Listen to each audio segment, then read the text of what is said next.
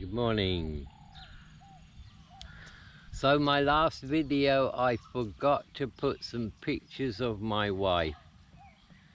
So at the beginning of this video I will add a few of me and her and the kids when they were young. Sorry about that. I was in such a hurry to get the video out. By the time it was on YouTube, I suddenly realized, oh, I forgot to add the pictures. Yeah. So I just had a really long chat with a local farmer, and I managed to get it all on video. So I shall be putting out my interview with him. Very interesting guy. He raises cows. He knows my mother-in-law quite well.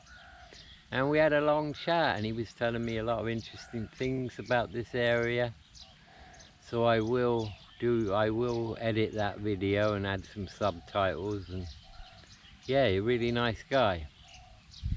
He said he'd be wanting to talk to me for ages, but didn't think I could speak Thai. And when I got here this morning and I'm just starting to prepare to do a video, he came over and we had started chatting, and so I said, can I film it? Yeah, sure, no problem. So I filmed it.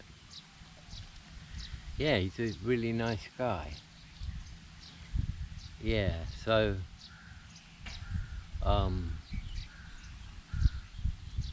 yeah.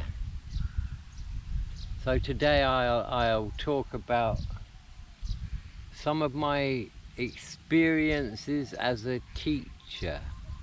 I was a teacher in Thailand for something like 25 years. And first couple of years it was just private stuff, you know, one-on-one at the student's home. And then I got a job at a school, and that changed everything. And I was thrown in at the deep end. 25 classes a week, 50 kids per class. 50 minutes per lesson. So I saw one class once a week for 50 minutes. And it didn't take me long to realize that, you know, there's two ways this can go. You either dislike it and try and struggle through it, and I saw many teachers who really hated what they were doing. And consequently, it was a nightmare for them. Or the other way is to totally embrace it and try and get as good as you can at it. And that's what I decided to do.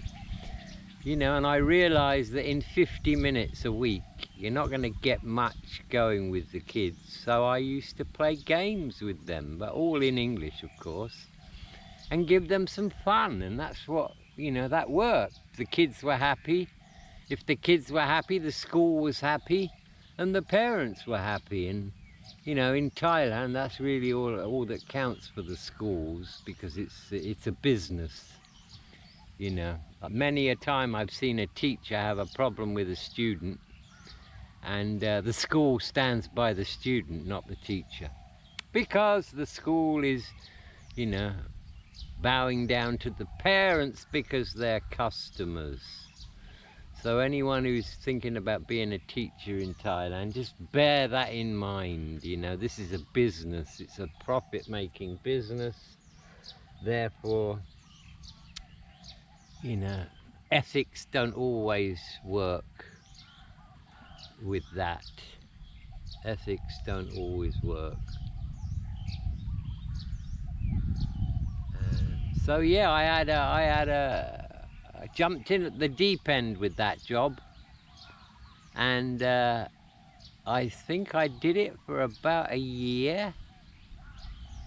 Then I got offered something else. Yeah. Then I got offered something else, and this was a pretty amazing thing. I was at Udom Suksa School in Lap Prau, the job I got from John Moriarty, just after I'd met my wife. So we moved to Lap Prau. We had a condo, an apartment in Chok Chai Si, which wasn't far away from the school, you see. And I worked there, and there were two young Thai kids. They were about 11, I suppose, and 10. And I used to teach them at their house in Lat Phrao twice a week.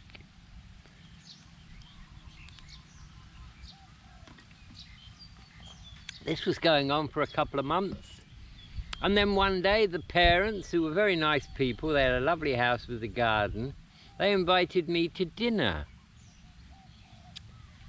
which I thought was nice, you know, and my wife too.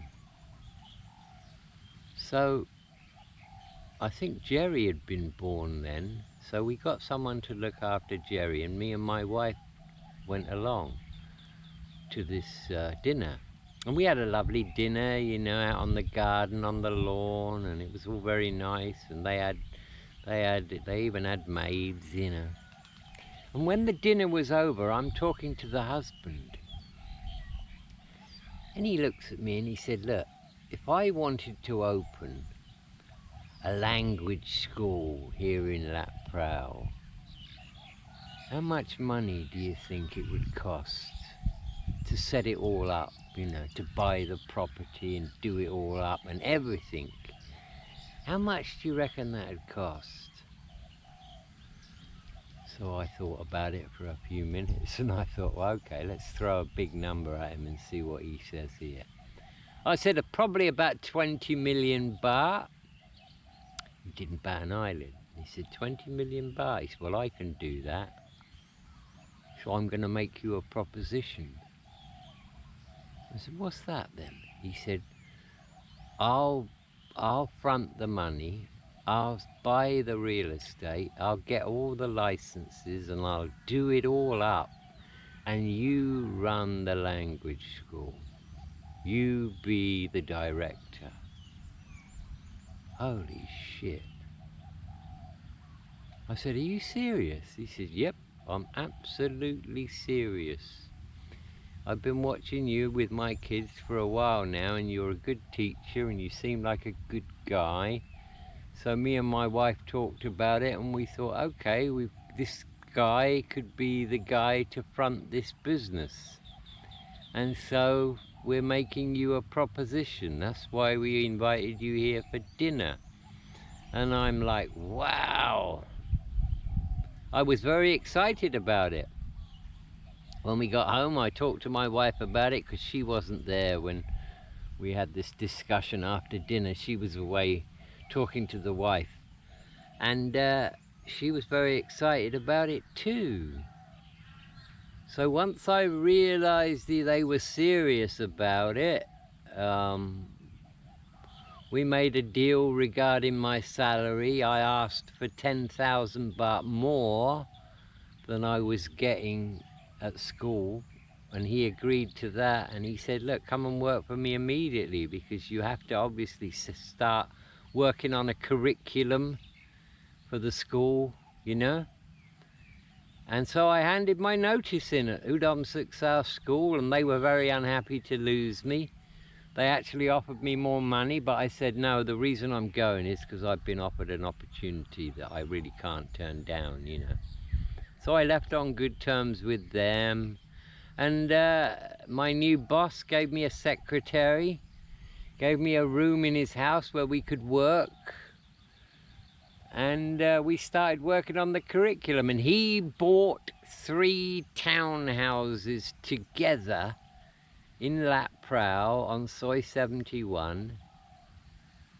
I don't know how many million that cost him, but he got his building team. He had a team of builders in there, and they were working on it, and they were knocking walls through so that, you know, it was a whole place. And they had classrooms, and he would, you know, he'd take me there, and, you know, he'd say, what about classrooms, and what about one-on-one rooms? And so we designed it all how we wanted it, and it was a really exciting time for me. And I thought, wow, you know, I'm going to be the director of a language school. And it was called the UK Language Club. That's what we called it. And we had a nice coat of arms and everything. And yeah, it was a pretty amazing time. And you know, I actually thought, well, this could be the big one for me. You know, I've really landed in it here. So I'm out at the same place at 7:30 in the morning, and Tawet's got his cows out. There's the female. There's the male. And there's the calf. He let me touch him. I just went over there. So, yeah, that's good. The calf's not tethered. I don't think the bull is either. So, it's my English experience video. By the way, before we go any further, that interview I did with Tawet, I looked at a couple of the comments and somebody said, I'm not too impressed with the AI, and then somebody else said, oh, the AI didn't translate that very well. And I'm like, what AI? And then I had some investigation. And I didn't know this, but if you're speaking Thai, here comes that little fella now, look, he's coming over to see me. If you're speaking Thai on the video, if you go into settings and you have the language on English, then automatically some AI voice translates it for you. So for future reference, if ever you're watching any of my interviews, just make sure you go into settings on the video and click on the Thai original soundtrack, and then you won't get that stupid AI voice. So yeah, I didn't do that, guys. You know, I would never do that. I'm not into using AI at all. I think it will kill creativity. Yeah,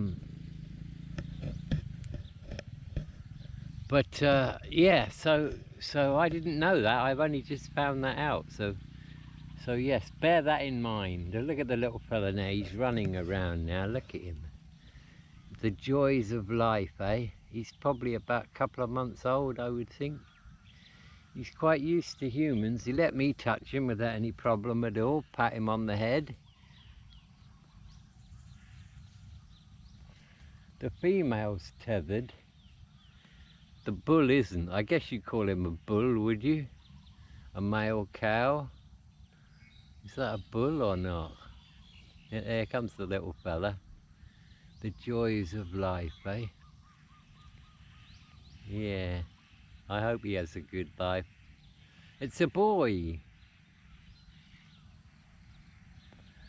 So yeah, Tawet was telling me yesterday something I didn't really know, and that is the cow farmers here, they breed them and then they sell them when they're about 2 years old.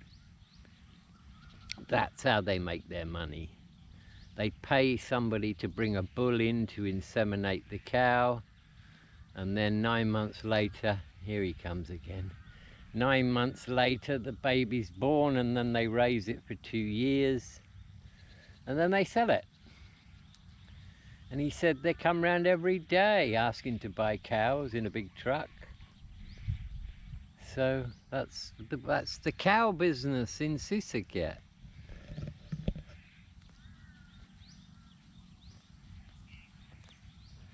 And I will put some pictures of my wife at the end of this video. I won't forget this time. I actually told her yesterday. I actually told her that I did a video about how we met, and she looked at me and she said, "You didn't say anything about Pat Pong, did you?" I said, "Just a little bit, yeah." "Oh," she said. And then she said something that I didn't know. She said to me, if you hadn't done that, if you hadn't dumped us in Pat Pong the way you did, I wouldn't have gone out with you, but it made me so angry that I decided to, you know, to pursue you. Isn't that weird? I thought that was very weird that she would do that. And I neglected to tell her that I mentioned about her bragging to her fat friend how she would get an expensive meal out of me, which didn't happen. 22 baht, I think it was. Anyway, back to the English. So where had I left off? Right, yes, this Thai family, the husband and the wife, quite wealthy, middle-class people, made me an amazing offer. And yeah, that was in February. And what, I think, no, the end of January, and the plan was we wanted to open this school called the UK Language and Computer Club, by the way. That was what it was called, because we had a room of computers as well for computer teaching. The idea was to open the school for the summer and get all the kids for the summer programs, you see.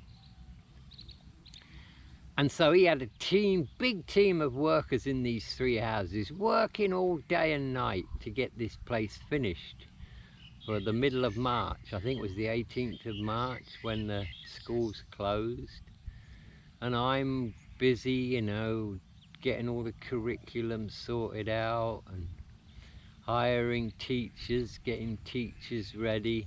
I mean, I'd never been the director of a language school, but I was pretty clued up, you know. I thought, yeah, I can do this, you know. And yeah, it started out very well. We had a grand opening, that went very well. And of course they had a lot of wealthy friends, and we did some marketing. We sent girls out to all the schools before they closed, giving out leaflets in the afternoons when the parents came. We did about 15,000 of them. And I think I hired about 8 teachers for the grand opening, and we had classes and we had one-on-ones. I think the classes were something like 150 baht an hour. We had 20-hour classes and 40-hour courses. And then we had one-on-ones, and I think they were about 450, 500 an hour. You know, private one-on-ones. And yeah, it went well. About 8 months into it, we had 500 registered students. And I really thought, that's it now. You know, I used to meet with the owners a lot, you know, and we both agreed that after 2 years of successful running, we could start franchising it and open other branches. You know, that was the long-term goal.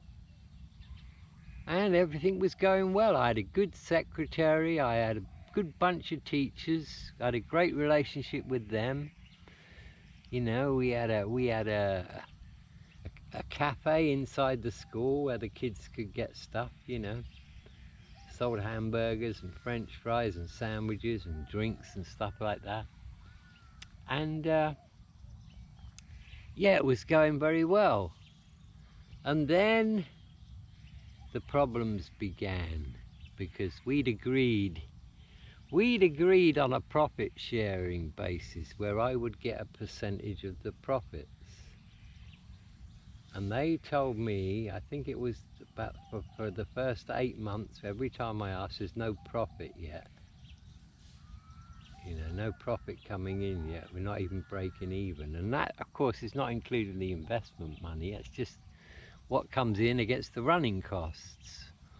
Well, I didn't believe that. And I had a good working relationship with my secretary, who'd worked for them for many years. And so she managed to get hold of some spreadsheets for me. And I had a look at them and I thought, nah, I'm being ripped off here, because there was profit, quite a bit. So that upset me. I didn't say anything to them at first because I thought, I've got to be careful here, but they are cheating me already. Which I thought was a bit stupid, you know. If you've got some guy and you're making him the director of the school, you know, I had a work permit and everything. They had their lawyer do all that. The school was all registered, you know, everything was above board. But if you're going to have a director who's running the whole show and you're going to rip him off, well, that didn't make sense to me. But anyway, that's what was going on, so I kept that in the back of my mind. I thought, right, I know what I'm dealing with here now. And then I had the idea of, okay, things are going well. I could get more teachers if I wanted to. So my idea was, well, let's go outside of the school. Let's send teachers to companies. Let's do business English. So I put it to my bosses and they said no. They said, no, we don't want to do that. We just want a language school. And so I said, well, yeah, but this is a natural expansion of the business, isn't it?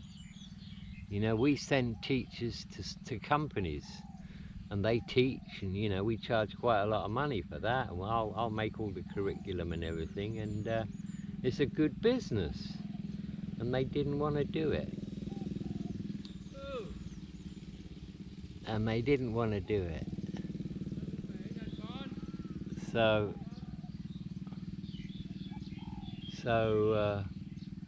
that disheartened me even more. And then I think we had a series of incidents. That's right, I bought, because I had a mobile phone. They gave me a mobile phone, I needed one.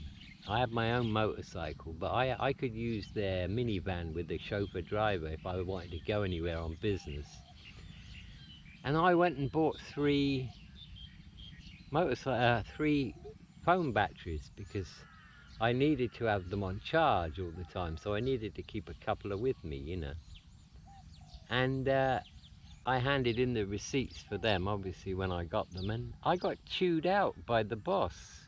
In front of my secretary, he came in the office and he really gave me a hard time. What do you think you're doing buying these phone batteries? You don't need them, blah, blah, blah, blah, blah.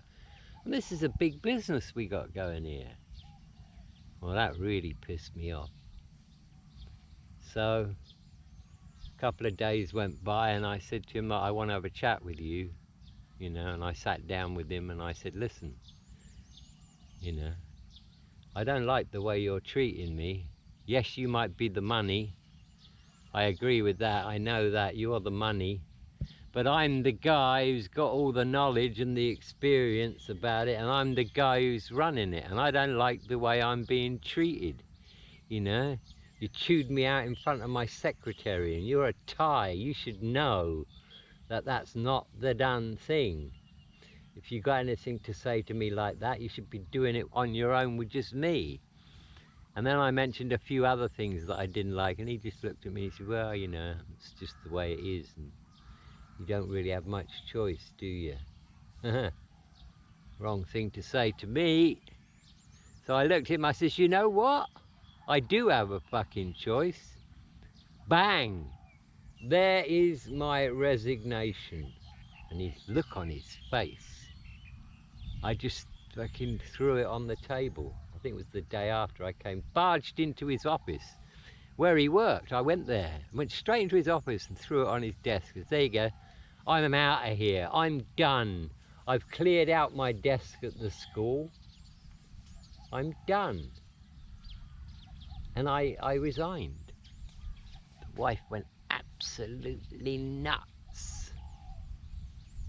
But I knew the writing was on the wall. I knew I was never ever gonna get what we'd agreed on. I was never gonna get any of the profits. We hadn't got a signed contract, so I didn't have a leg to stand on. And their attitude was, we can get somebody like you, anybody we want, you know, we're not beholden to you in any way. So I walked away from it. And my Canadian friend, Glenn, he's actually been on Irish Times, Glenn Mackenzie Smith. He was one of my teachers, and he took over the role of manager, of director. And it went downhill from there on, I'm sad to say. It really did. It went downhill, and 1 year later they closed. And I later found out that they got they had to pay a serious fine because they didn't pay any tax. And I later found out something else that made a lot of sense to me, because these people had loads of money, but they didn't have any business acumen at all.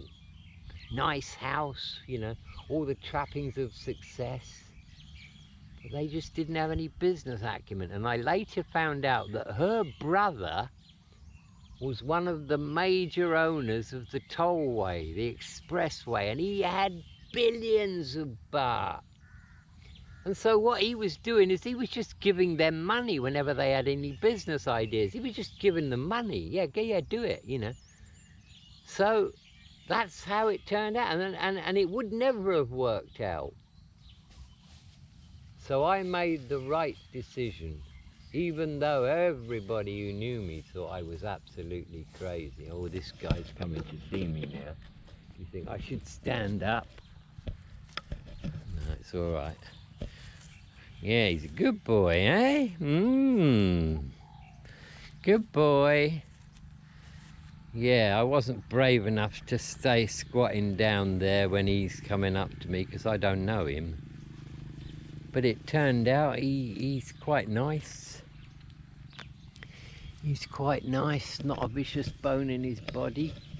So yeah, that was the end of that, and it was just over a year in total.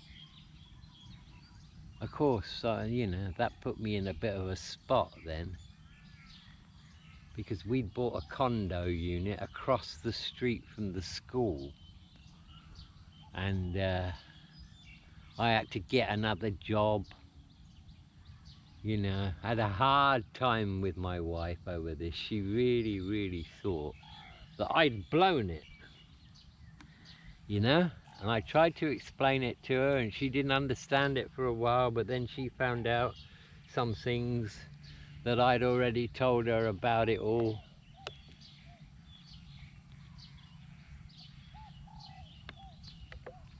The long and the short of it, it was going to be a failure, because they didn't have any idea how to do it.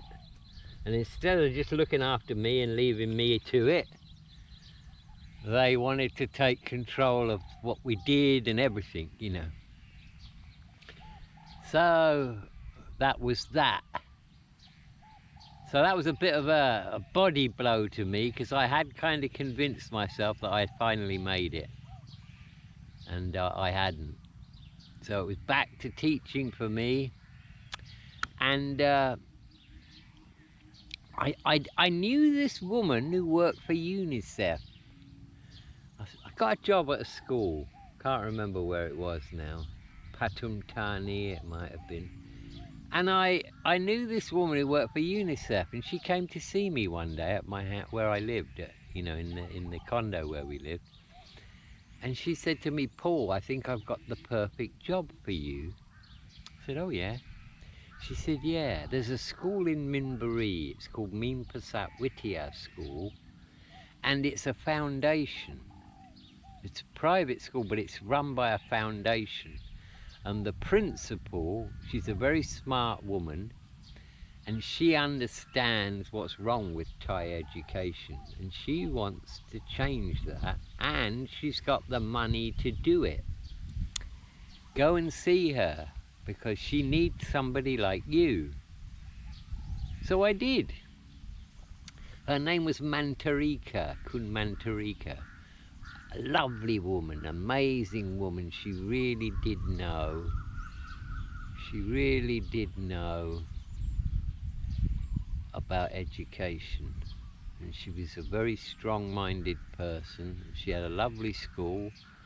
I think there was about 3,000 students there, and there were 120 teachers from Anuban right up to Matiyom 6, I think it was.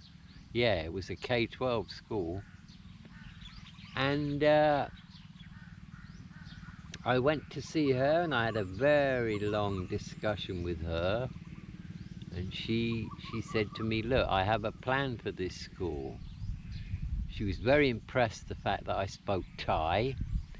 She said, "I need you not just to be a teacher, but I need you to help me with the teacher training. because I want this school to be learner-centered. You know, I want it to be like the schools are in the West. Not have all the kids sit in rows and never ask questions, you know, rote learning. She understood the Thai education system. And she said, this coming summer, I'm going to pay 5 American retired women teachers to come over here and live at this school for 3 months, while 2 months, sorry, while they train my Thai teachers about child-centered learning. And I would need you to be the translator because none of my teachers can speak a word of English. Would you do it? Do you want the job? Well, of course, I jumped at it because this wasn't a regular teaching job. You know, this was an opportunity to get involved in something really different. And so I said, yeah, I'd love to do this. You know, I don't really like where I'm working. I'm just teaching kids 50 minutes a week, you know, playing games with them in English. And, you know, she said, well, I also want you to get some English teachers in here, and I want at least 5 or 6 English teachers, but you'll be in charge of them, you know. So I'm like, great, okay, that's wonderful. And so, you know, I thought, great, this is going to be good. I had a lot of confidence in this woman. She was a pretty amazing person, and she said, you know, this school is a foundation, and we've got lots of money. It's Chinese, and she said, I've got the full confidence of the board, and I can get as much money as I want. So I'm financing these American teachers to come over here, and they're gonna workshop my teachers, and you know, I need you to be the translator for that. And it was a big school. They had a swimming pool, they had a great big meeting conference room, loads of classrooms.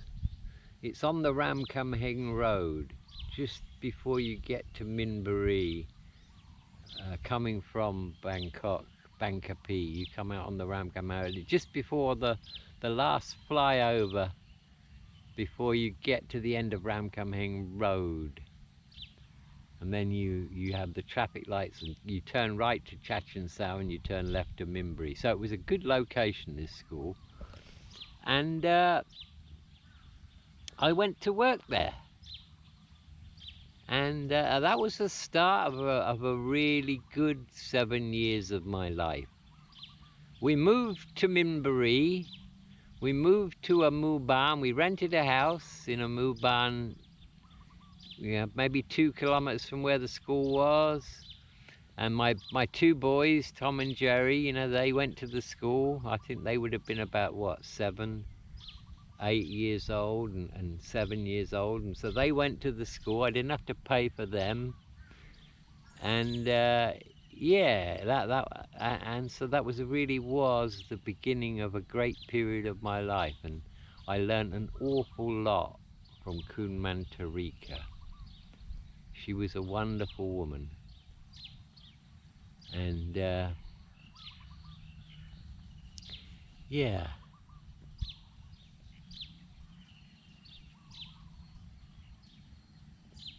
I'm watching these cows now. Should we go over and look at the cows? I think we could, eh?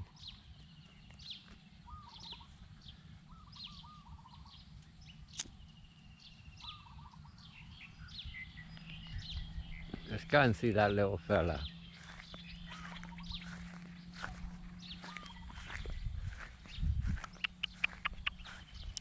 Let's go and see that little fella. Hello, little guy. Yeah, I think he'll come over to me because I think he's a curious little chap.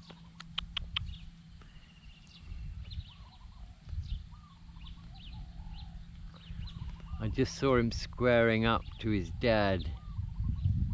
I'm sure they do that. And so I didn't realise that they would put the family out like this. So you've got, he suckles with his mother still. I saw him suckling just now. So they've got mum and dad and baby out here grazing. Mum's tethered, So I guess baby won't go anywhere if mum's tethered and the father's not. He's already eating grass, I just saw him doing that. And I guess cows pretty much have to graze most of the day to get enough grass to eat. Imagine being a cow, spending 90% of your waking time eating grass. Still, they don't know much different, do they? There's Dad. Let's go have a look at Dad. Dad just had a look at my bike there. He nudged my bike to see what's going on there.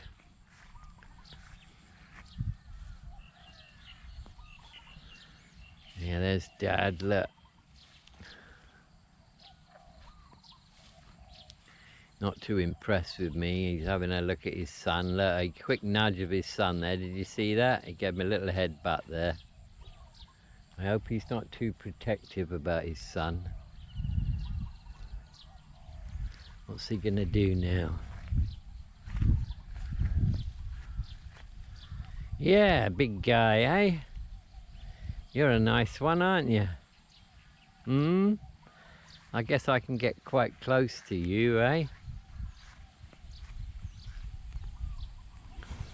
Oh, you didn't like that so much, did you? Don't think he's that old, actually. But he's a dad, eh? And there's Bubber. He definitely ain't that old.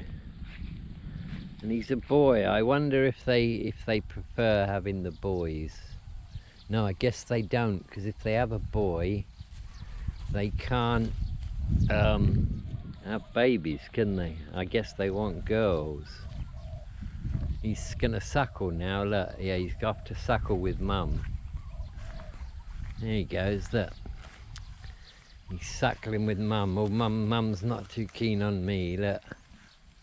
Gotta be careful with these big animals. I don't know their behaviour. You know, he's suckling now. He's suckling. You know, he could do me some serious damage, that big bull, that big guy there, if he decided to charge me. So, I do need to be careful. He's munching away here while he's pooing. My mate told me to come out here early in the mornings and look in the cow poo for magic mushrooms. He said, you got to be early in the morning. He said, but they're there. I don't fancy tripping. I did do some not so long ago, actually. A friend in Canada sent them to me. Behind the stamp. Really good LSD. Maybe I shouldn't talk about that, eh? I don't want to get demonetized, even though I'm not monetized yet. I'll be monetized soon. Another 300 hours, viewing hours, and I'll be monetized. So yeah, I just thought I'd spend some time here with these cows before I end this video session.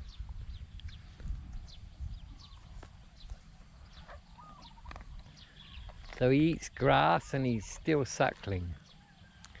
Mum don't seem bothered about that. And this can't be the one that Toet said he's just had. There must be another one. So maybe he's got another one in his cow pen. Unless this is the one that's just been born. But it looks to me to be a couple of months old, I would say. I mean, it runs around. Hard to say, eh?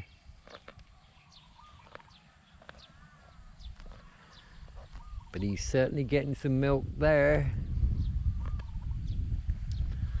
So, I'll go back to my kratom tea now then. So this is my favourite spot. I like to come here every day. This is where I'll do my videos. I've ordered an external microphone, guys, yeah. . I've ordered an external mic So I will be able, sound will be a bit better when that arrives. Quite an expensive bit of kit. I had to buy this adapter, I had to buy another case for the GoPro, and then the microphone itself, but that's okay. Got to invest, haven't you, in these things? And yeah,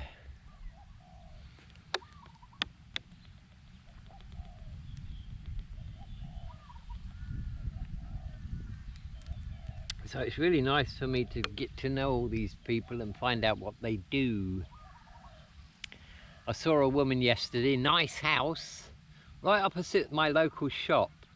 7 o'clock in the morning, I'm coming out of the shop and she shouts across the road to the people in the shop, "Bottle of Lao Cow, a small one." So I went over there and I said, "You drinking Lao Cow at 7 o'clock in the morning?" She said, "Yeah, why not? Nice house as well." And she seemed like a nice woman, so I said to her, "You know, can we do an interview? I'll sit down with you and set up my camera, you know, and all that." "Well, no, I don't want to do that." "So I'll give you 500 baht." Didn't, no. I said, "Why not? It'd be all right, you know. I'll just ask you some questions about what life was like for you when you were a kid and things like that, you know, and I'll put subtitles in there." "Oh, no, I don't want to be on the internet." So that didn't work out. And I asked about her and they said, yeah, she likes a drink, but she's got 5 kids and they all work in Bangkok and they've all got good jobs and they all send her money, you know, so she's got a nice life. In fact, you know, you might think, you know, in a little moo barn like this right out in the middle of nowhere, that there'd be lots of people that are on the breadline here, but you know, I don't see that. All the houses and that I see around here, they're all nice houses. They've all got several cars and motorcycles. Most of the people are doing well here. And they're rice farmers and they only have 1 crop a year. And I did find out that there's one guy here who's got 20 rai of farm of rice paddy, I think, and he makes about 400,000 baht for his crop, average. So you work that out in a year, that's about what, 35,000 baht a month. And obviously he's got expenses, he has to buy fertilizer and stuff like that. But so, you know, that's not bad money for a year, 400,000 baht for a Thai. And I'm sure that they've got other things going, so they make a bit of money, you know, on the side. But the more time I'm living here, the more I get to find out about it all. It's an interesting place, and because I speak the language, I can talk to the people, you know, and I get to find out a lot about it. It's getting quite warm now. It's getting quite warm now, so I might call it a day in a minute.